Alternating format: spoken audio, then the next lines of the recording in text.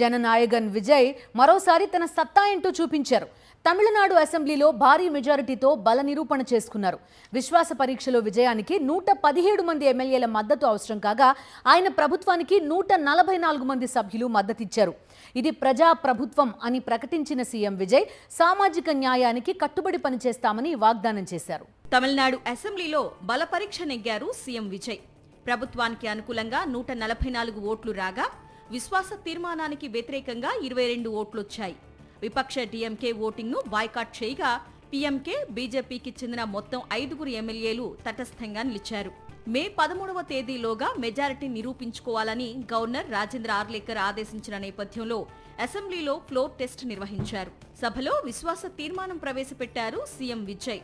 చర్చ అనంతరం తొలుత ఎమ్మెల్యేల హెడ్ కౌంట్, ఓటింగ్ జరిగింది. కాంగ్రెస్, వామపక్షాలు, వీసీకే, ఐయుఎంఎల్తో పాటు ఏఎంఎంకే, డిఎండీకే విజయ్ ప్రభుత్వానికి మద్దతిచ్చాయి. అన్నా డీఎంకే, రెబల్ వర్గానికి చెందిన 25 మంది ఎమ్మెల్యేలు తీర్మానానికి అనుకూలంగా ఓటేశారు.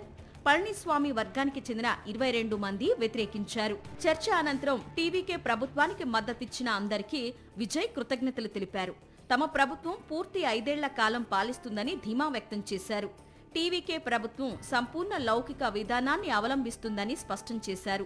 టీవీకే ప్రభుత్వం ఓటు వేయని వారధి కూడా అని విజయ్ పేర్కొన్నారు. எம்மதமும் நம்மதமே, எல்லா மக்களும் நம் மக்களே, இதில் வாக்களித்தவர்கள் வாக்களிக்காதவர்கள் என்ற பாகுபாடே இருக்காது. இது எல்லோருக்குமான அரசு, இது సామాన్యులకుకాన அரசு.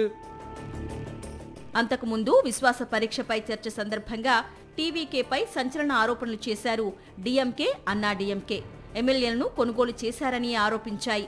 అన్నా డీఎంకే రెబెల్ గ్రూప్నకు 6 కీలక మంత్రి పదవులను విజయ్ ఆఫర్ చేశారని పళనిస్వామి ఆరోపణలు గుప్పించారు. బల పరీక్షకు ముందుగానే విజయ్ తమిళనాడు ప్రజల విశ్వాసాన్ని కోల్పోయారన్నారు డీఎంకే నేత Udhayanidhi Stalin.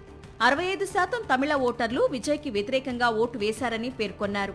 CM Vijay sofa politics చేస్తున్నారంటూ పుష్ప సినిమాను గుర్తు చేస్తూ సెటైర్లు వేశారు.